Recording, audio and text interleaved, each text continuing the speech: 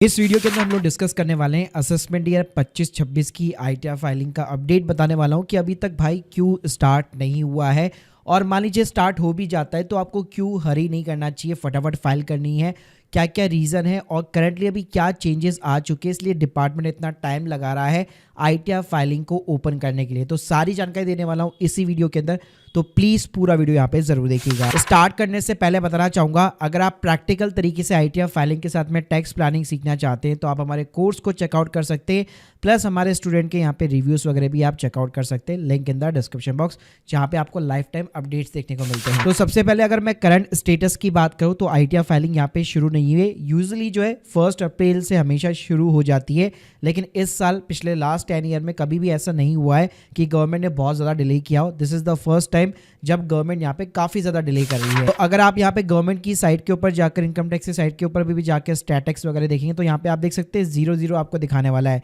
जबकि यहाँ पे अगर आप पास के डेटा के साथ में सिंपली तरीके से यहाँ पे कंपेयर करते हैं कि लास्ट अप्रैल या फिर मई के अंदर कितनी फाइल हुई थी, तो अप्रैल में ऑलमोस्ट 7 लाख लोगों ने आईटीआर फाइल की थी, मई के अंदर भी ऑलमोस्ट 30 लाख हुई थी, लेकिन अभी तक भाई ये डेटा जो है 0 है। इसका एक सिंपल सा रीज़न ये भी है, लास्ट ईयर गवर्नमेंट ने एक बहुत ही बड़ा, मतलब एक तरह से आप कह सकते हो ग्लिच किया था अपने यूटिलिटी के अंदर कि 5 जुलाई से उन्होंने 87 की ए की जो रिबेट होती है, टैक्स रिबेट होती है, वो न्यू टैक्स सिस्टम से हटा दी थी। तो जिन्होंने पहले फाइल की थी उन्होंने उनको वो रिबेट मिल गई थी, उसके बाद में डिपार्टमेंट ने उनको नोटिस वगैरह भेजे, तो इस टाइप का ना ब्लंडर हो गया था। तो इसकी वजह से इस बार डिपार्टमेंट काफ़ी सारे चेंजेस है, तो जल्दी से जल्दी यूटिलिटी जो है इसलिए यहाँ पे जो है लाइव नहीं कर रहा है कि कोई मिस्टेक ना हो जाए उनसे। अब बात करते कि भाई ये कब शुरू होने वाली है, तो एक्सपेक्ट किया जा रहा है कि भाई 1 जून से तो हो ही जानी चाहिए। उसका एक सिंपल सा रीज़न है, हमारे इनकम टैक्स डिपार्टमेंट जो बेसिकली जो डेटा होता है आपका एआईएस हो गया, टीआईएस हो गया, या आप मान लीजिए कहीं पे जॉब करते तो आपका जो एम्प्लॉयर भी जो है वो टीडीएस यहाँ पे रिटर्न जब फाइल करेगा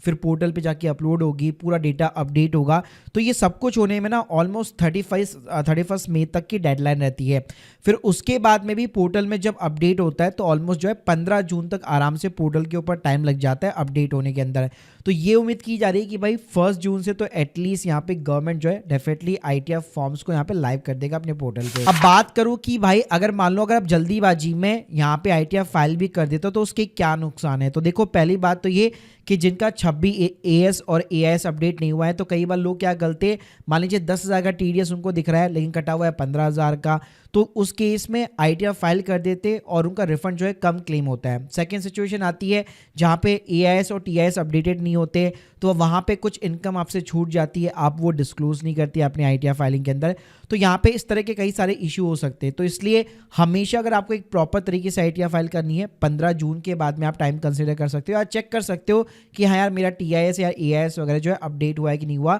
या 26 टीडीएस वगैरह की डिटेल्स अपडेट हो चुकी है कि नहीं। इसके अलावा भाई यहाँ पे चेंजेस मैं बताना चाहूँगा कि गवर्नमेंट डिपार्टमेंट इस पर डिले क्यों कर रहा है, क्योंकि भाई बहुत सारे चेंजेस है आईटीआर फॉर्म्स के अंदर। एक तो देखो old versus new tax regime के अंदर इन्होंने आईटीआर 3 और फॉर्म जब आप फाइल करेंगे बहुत सारे इन्होंने क्वेश्चन लगा दिए कि लास्ट ईयर अगर आपने ऑप्ट आउट किया तो उसका एक्नॉलेजमेंट नंबर, फाइलिंग डेट वगैरह डालो, मतलब उसके अंदर बहुत सारे क्वेश्चंस लगा दिए। इसके अलावा कैपिटल गेन की रिपोर्टिंग पहले केवल आप आईटीआर 2 या आईटीआर 3 के अंदर कर सकते थे, अब 1/4 के अंदर भी कर सकते हैं अगर आपका सिर्फ और सिर्फ लॉन्ग टर्म कैपिटल गेन है। तो ये इन्होंने एक एडिशनल चेंज किया है। इसके अलावा प्रेजेंटेटिव इनकम सेक्शन जो थे उसके अंदर उन्होंने 2-3 सेक्शंस और ऐड कर दिए। कैपिटल गेन का जो स्प्लिट है इस बार सबसे बड़ा चेंज है कि यहाँ पे दो कॉलम्स होंगे, मतलब एक 23 जुलाई के पहले का, एक 23 जुलाई के बाद का, तो ये भी कैलकुलेशन में भी काफ़ी ज़्यादा कॉम्प्लेक्स होने वाला है और आईटीआर फाइलिंग भी कॉम्प्लेक्स होने वाली है। इसके अलावा एटीसी की जो डायरेक्शन थी ओल्ड टैक्स सिस्टम में अगर आप लेना चाहते हो तो वहाँ पे फर्दर डिटेल्स और इनपुट यहाँ पे गवर्नमेंट डिपार्टमेंट मांगने वाला है,